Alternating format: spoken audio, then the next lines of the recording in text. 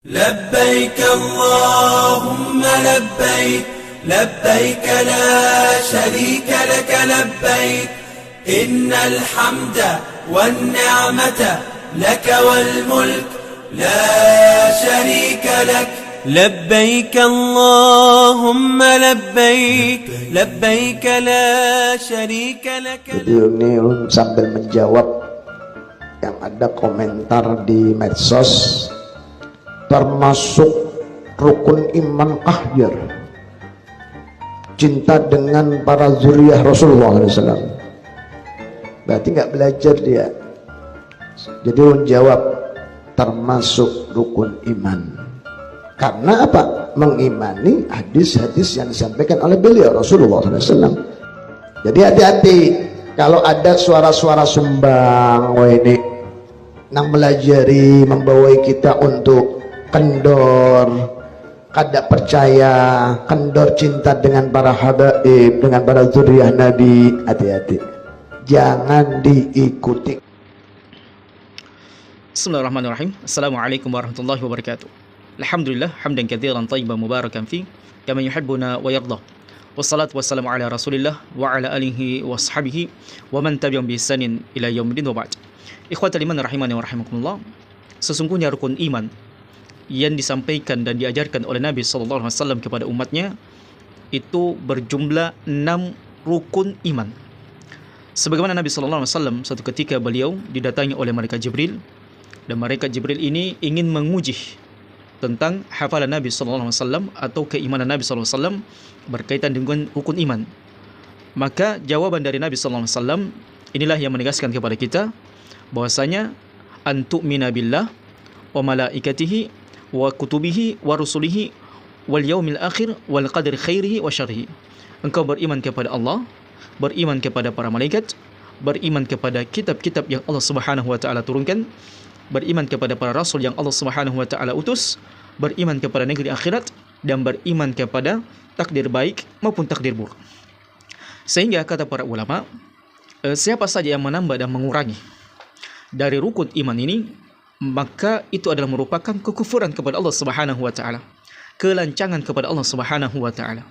Di mana Allah Subhanahu wa taala menyampaikan kepada kita tentang keberadaan ahlul kitab, di mana mereka Yahudi dan Nasara, mereka adalah orang-orang yang beriman dengan sebagian kitab dan beriman dan tidak beriman dengan sebagian kitab. Mereka beriman dengan sebagian kitab dan tidak beriman dengan sebagian kitab. Ataukah mereka beriman dengan sebagian para rasul dan mereka tidak beriman dengan sebagian para rasul? Allah Subhanahu wa taala menyebutkan dalam mereka, afatu'minuna bi ba'dil kitab wa takfuruna bi ba'd.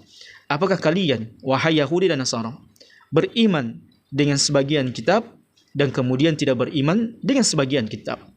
Maka sama halnya zaman rahmatullah, kalau ada seorang yang mengatakan saya beriman kepada Allah, beriman kepada para malaikat, beriman kepada kitab Allah, beriman kepada Rasul Allah, kemudian dia mengatakan beriman kepada negeri akhirat, namun tidak mempercayai ada takdir apakah yang baik maupun buruk, maka keimanannya tidak dianggap beriman kepada Allah Subhanahu wa taala. Keimanannya tidak sah. Atau ada orang yang mengatakan saya beriman kepada Allah, beriman kepada para malaikat, beriman kepada kitab, beriman kepada rasul, beriman dengan takdir baik dan takdir buruk, tetapi dia tidak beriman dengan azab kubur misalnya, kemudian tidak beriman dengan negeri akhirat, maka keimanannya tidak dikatakan beriman kepada Allah Subhanahu wa taala. Sampai kapan? Sampai semua usul atau pondasi keimanan ini, rukun iman yang 6 ini, mereka kemudian imani dengan keyakinan mantap, keyakinan yang tidak ada keraguan di dalamnya. Kemudian zaman rahmatullah, begitu pula dengan orang yang menambah rukun iman dengan berbagai macam tambahan. Apakah dengan mengatakan beriman dengan keimanan ahlul bait, beriman dengan kerasulan kenabian Ali, beriman dengan seperti Syiah mengatakan bahwasanya Ali adalah merupakan waliullah, dia adalah merupakan khalifah yang lebih berhak dari Abu Bakar dan Umar setelah Nabi SAW meninggal. Bahkan mereka meyakini bahwasanya sesungguhnya Ali dia adalah merupakan trinitas dari 3. Dia adalah merupakan bagian daripada ketuhanan. Na'udzubillahi min dzalik. Atau dia mengatakan bahwasanya keluarga Nabi SAW itu maksum, keluarga Nabi SAW itu begini, keluarga Nabi SAW itu begitu, yang harus diyakini seperti ini dan seperti itu. Maka ketahuilah jemaah rahmatullah, penambahan keimanan ini adalah merupakan di antara bentuk kekufuran. Kenapa jemaah rahmatullah? Sebab mengatakan sesuatu tanpa ilmu itu adalah merupakan dosa besar. Mengatakan sesuatu keimanan, maka bisa seseorang sesat dan menyesatkan. Mengatakan sesuatu yang tidak ada sumber pendalilannya dari Quran dan Sunnah Nabi sallallahu alaihi wasallam, maka seseorang bisa kemudian tergelincir di jalan syaitan sehingga mereka bisa melakukan amalan-amalan yang melampaui batas. Contoh misalnya jemaah rahmatullah, ya ketika seseorang mengatakan wajibnya seseorang itu mengimani tentang perkara ini dan itu berkaitan dengan keluarga Nabi sallallahu alaihi wasallam. Sehingga apa? Mereka seolah-olah ingin memberikan memberikan penekanan kepada umat, kepada orang yang mereka dakwahi. Ente harus sami'na wa ata'na dengan ahlul bait. Ente harus lebih mencintai ahlul bait. Ente lebih harus mengorbankan jiwa ente, harta ente untuk ahlul bait. Dan inilah sebenarnya keinginan tujuan mereka untuk menyampaikan demikian.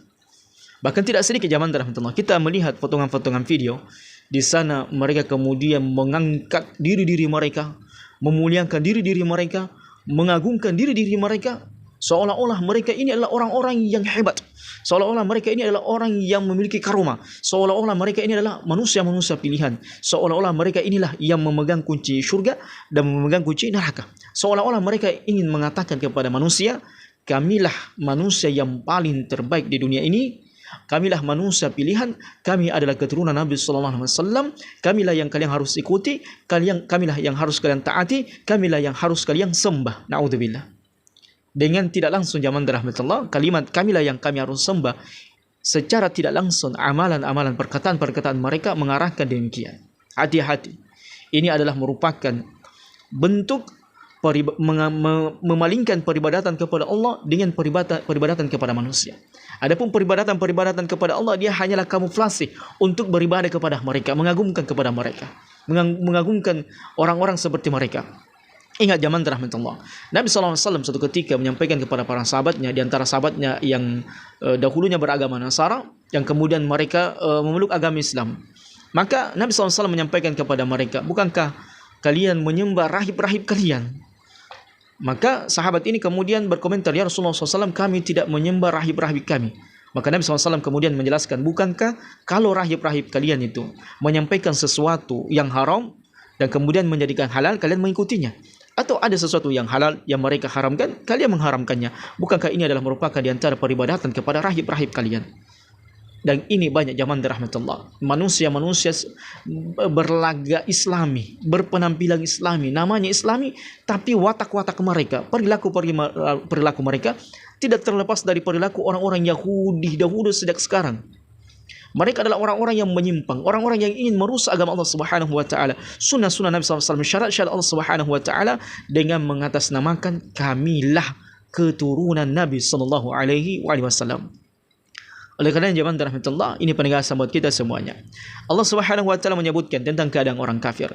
Innal ladzina yakfuruna billahi wa rasulihi wa yuriduna an yufarriqu bainallahi wa rasulihi wa yaquluna nu'minu bi ba'd wa nakfuru bi ba'd wa yuriduna an yattakhidhu baina dzalika sabila ulaika humul kafiruna haqqan. Allah Subhanahu wa taala mengatakan, sesungguhnya orang-orang kafir kepada Allah, kepada Rasulnya, dan mereka hendak ingin memisahkan, memecah antara Allah dan Rasulnya. Dan mereka mengatakan, kami beriman dengan sebagian syariat dan kami tidak beriman dengan sebagian syariat. Dan mereka mengambil jalan tersebut, ulaika humul kafiruna haqqan. Allah katakan, mereka ini adalah orang-orang kafir yang senyata-nyatanya. Mereka ini adalah hakikatnya orang-orang kafir. Jadi ketahuilah jemaah rahmatullah, kalau ada seseorang itu dia beriman dengan sebagian keimanan, dia beriman dengan sebagian syariat dan menolak sebagian syariat, maka tidak dikatakan mereka beriman kepada Allah tabaraka wa taala. Sama halnya ketika seseorang mengatakan rukun iman itu bukan 6, rukun iman itu ada 7, rukun iman itu ada ke-8, maka sungguh dia telah kufur. Dia mengingkari ayat-ayat Allah Subhanahu wa taala. Begitu pula dengan Nabi sallallahu alaihi wasallam itu sendiri. Jadi bagaimana mungkin, ya, secara logika, akal sehat, ada orang yang mengatakan saya ini ahlul bait, keturunan Nabi SAW, sementara dia merusak ajaran neneknya, ajaran kakeknya, yang merupakan sumber pendalilan dalam beragama ini, yang kemudian melakukan amalan-amalan tertentu yang tidak ada sunnahnya dari Nabi SAW. Bagaimana mungkin dikatakan mereka ini adalah keturunan Nabi SAW? Ketahuilah jemaah rahmatullah, inilah diantara kamuflase sebagian manusia mereka yang berpenampilan Arab, ya, kemudian berpenampilan Islami, nama Islami, namun mereka ngetol yang sangat luar biasa, gencar. Mereka ini secara sistematis menyiarkan, menyampaikan perkara-perkara yang tidak ada sumber pendalilannya dari Quran dan Sunnah Nabi Sallallahu Alaihi Wasallam. Dengan kamuflase tadi, dengan kedok saya keturunan Nabi Sallallahu Alaihi Wasallam. Dan ini kita sudah bahas zaman rahmatullah. Andaikan pun mereka keturunan Nabi SAW, maka siapa mereka kemudian mengubah-ubah syariat Allah Subhanahu Wa Taala? Jangankan mereka, Nabi saja SAW dalam beberapa ayat itu kemudian ditegur oleh Allah Tabaraka Wa Taala. Ketika beliau SAW, ya, pada suatu ketika beliau ada gesekan dengan istri-istri beliau tentang madu, maka Nabi SAW pun kemudian mengharamkan madu untuknya. Maka Allah Subhanahu Wa Taala tegur nabinya, lima tuharrimu ma ahallallahu lak. Kenapa engkau mengharamkan apa yang Allah Subhanahu Wa Taala halalkan untukmu? Hanya sekadar ingin memberikan kepuasan, kesenangan kepada istri-istrimu, maka Allah Subhanahu Wa Taala tegur nabinya. Begitu pula dalam surah Abasa wa tawalla an ja'ahul a'ma. Dialah yang bermuka masam, lelaki itu bermuka masam. Nabi SAW, yang ketika ada seseorang sahabat Nabi SAW yang buta yang ingin datang kepada Nabi SAW meminta untuk diajarkan ajaran Islam, maka Nabi SAW pun ketika pada saat itu berbicara dengan pembesar orang-orang Quraisy, maka beliau SAW kemudian bermuka masam kepada para sahabat yang buta ini, seolah mengatakan, kenapa engkau bertanya dalam keadaan aku telah sementara menjelaskan Islam kepada mereka? Maka Allah Subhanahu Wa Taala tegur Nabinya sallallahu alaihi wasallam.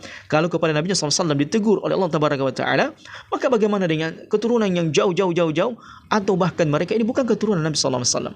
Hanya sekedar kedok, hanya sekedar kemudian termasuk penipuan, kebohongan, mengaku-ngaku saja. Padahal mereka ini bukan keturunan Nabi Sallallahu Alaihi Wasallam, tapi ini adalah merupakan cerita-cerita palsu dongeng yang diwariskan turun-temurun dari generasi-generasi mereka, supaya mereka dibanggakan, supaya mereka dimuliakan, supaya mereka bisa memakan harta manusia secara batil. Maka kita berlindung kepada Allah Subhanahu Wa Taala dari perilaku-perilaku seperti ini. Zaman rahmatullah. Sebagai kesimpulan, apa yang bisa kita sampaikan pada kesempatan yang berbahagia ini, bahwasanya rukun iman itu hanya ada 6, sebagaimana yang dijelaskan oleh Nabi Sallallahu Alaihi Wasallam. Dan adapun mengurangi dan menambah rukun iman, maka ini adalah merupakan diantara kelancangan, kekufuran kepada Allah Subhanahu Wa Taala, karena Allah Subhanahu Wa Taala tidak menganggap sah keimanan seseorang apabila dia menambah dan mengurangi di dalam perkara iman yang telah dijelaskan oleh Nabi Sallallahu Alaihi Wasallam. Sebab Nabi kita Sallallahu Alaihi Wasallam tidaklah menyampaikan kepada kita tentang rukun iman beserta dengan urutannya, kecuali itu berasal dari wahyu yang Allah Subhanahu Wa Taala wahyukan kepada beliau. Wa ma yantiqu 'anil hawa in huwa illa wahyun yuha.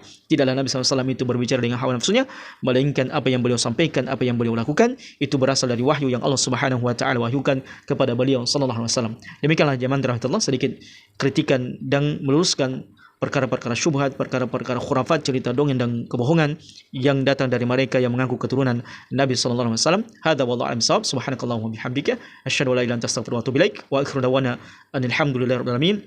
Assalamualaikum warahmatullahi wabarakatuh.